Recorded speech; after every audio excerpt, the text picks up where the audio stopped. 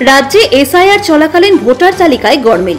জীবিতকে মৃত দেখিয়ে তালিকা থেকে নাম বাদ। জীবিত ব্যক্তির ভোটার তালিকায় তার নামের পাশে লেখা রয়েছে ডিলিটেড।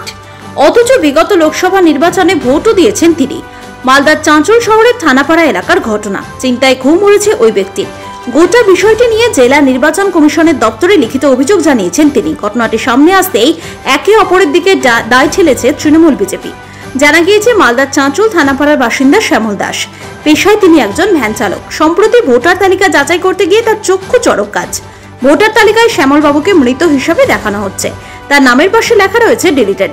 অথচ 2024-এর লোকসভা নির্বাচনে তিনি ভোট দিয়েছেন, কিন্তু হঠাৎ করে ভোটার তালিকায় তাকে মৃত হিসেবে দেখানো হচ্ছে।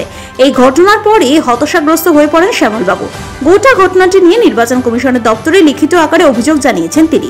সরকারি আধিকারিকদের দায়িত্বহীনতাকে দায়ী করেছেন তিনি। আর সেই ঘটনা সামনে আসতেই শুরু হয়েছে রাজনৈতিক চর্চা।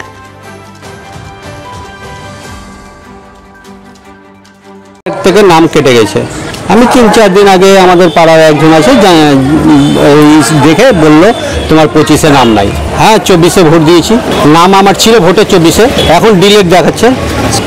এখন যে কি করে আমার বাবা মারা গেছিল, বাবার নাম না কাটতে ছেড়ে আমার নাম কেটে দিয়েছে।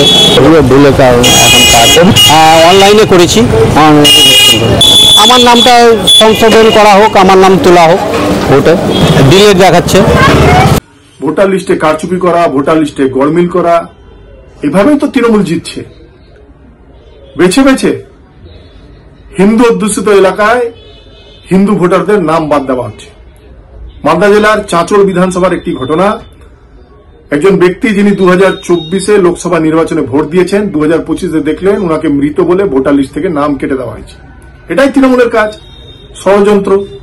কোথায় কাকে অবৈধ ভোটারকে ঢুকাবে, মৃত ভোটারকে ঢুকাবে, এবং যিনি জীবিত আছেন তার ভোটার লিস্ট থেকে নাম কেটে দাও যেহেতু সে হিন্দু। এটাই তো তৃণমূলের কাজ। রাজনৈতিকভাবে তারা লড়াই করে জিততে পারবে না।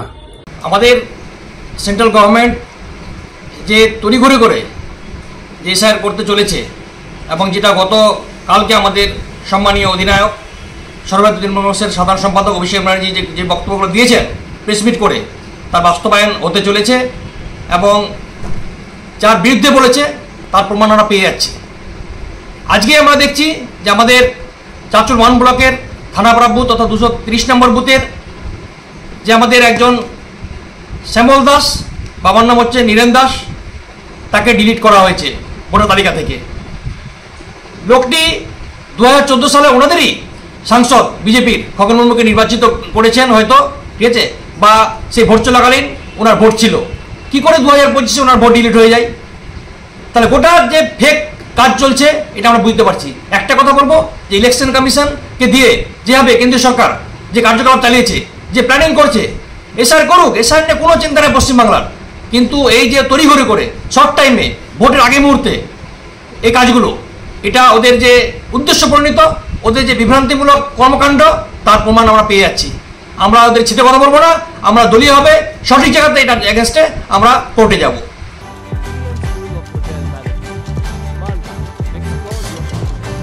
চাকরি বাজারে চান দ্রুত সাফল্য, ভরসা রাখুন BM school of hotel management মালদাতে। ইউজিসি অনুমোদিত কোর্স, সাথে 100% job guarantee. Campus, AC classroom এবং হস্টেলের সুবিধা রয়েছে। পাবেন 50% পর্যন্ত স্কলারশিপ।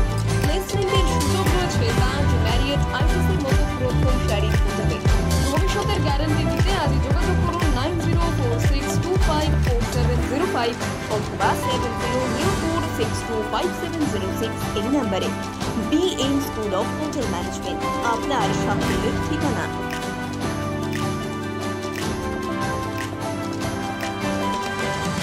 পাথর ছাড়াই প্রতিকার সম্ভব।